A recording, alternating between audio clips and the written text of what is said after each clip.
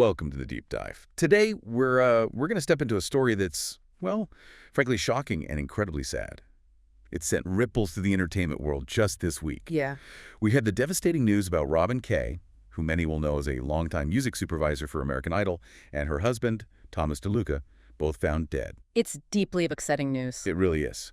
So our mission here, for you, is kind of unpack this. We'll pull out the key details from the sources we have, what happened, the police response, which was surprisingly fast, and the really unsettling circumstances around it all. Right. It's a somber story, no doubt. But looking at the details, especially the timeline the police have pieced together, it gives some stark insights. You know, how an ordinary moment can just turn catastrophic. Exactly. So the basic facts, just to set the scene. Robin Kay and Thomas Duca, both 70 years old, found shot dead. This was in their home in Encino, Los Angeles, and the discovery was made Monday, July 14th, 2025. And how they were found is, well, it's quite distressing based on the reports. The police were doing a welfare check. That itself suggests someone was worried. Right. That something was already flagged. Yeah.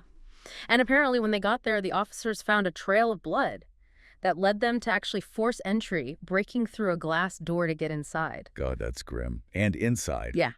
Well, the scene described is just horrific. Robin Kay was found in the pantry. Her husband, Thomas Duca, was in the bathroom. Both with gunshot wounds. Yes. Yeah, hard to even imagine walking into that. Truly.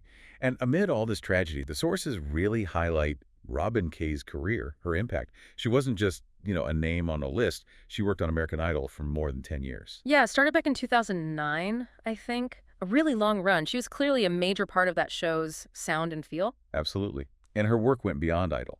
Sources mentioned things like The Singing Bee, Hollywood Game Night, Lip Sync Battle, even the Miss USA and Miss Universe pageants.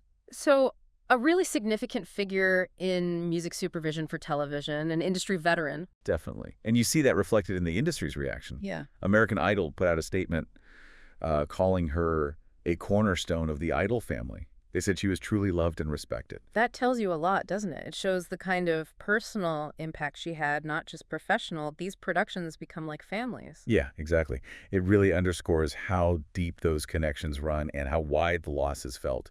And speaking of impact and response, the police side of this, what did the sources say about how quickly things moved there? That's one of the most striking parts of this whole thing, the speed. They found the bodies on Monday. And by Tuesday, the next day, July 15th, they'd made an arrest. Exactly. 22-year-old Raymond Budarian was arrested in connection with the deaths. That's incredibly fast work. It really is. So what's the alleged story there? How did the police piece together what happened? Well, the timeline they've put forward it's chilling. They believe Budarian was actually burglarizing the home back on July 10th. That's Thursday? Wait, 4 days before they were found? That's right, 4 days earlier.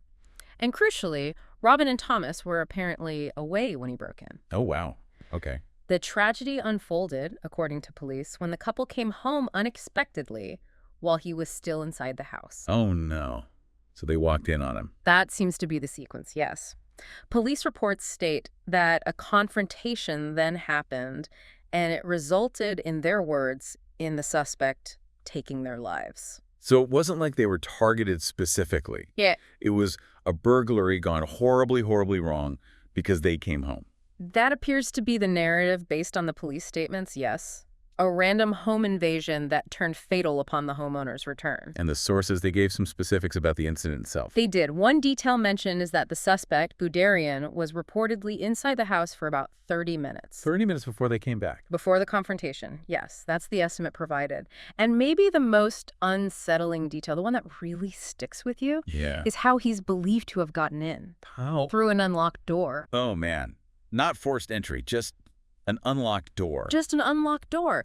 After the shooting, police say he fled the scene on foot. That detail, an unlocked door, it just adds another layer of, awful randomness to it all. It really does. It's such a small thing, potentially, an everyday oversight, maybe. Right. So, okay, let's just sort of recap here. We've got this terrible, seemingly random home invasion.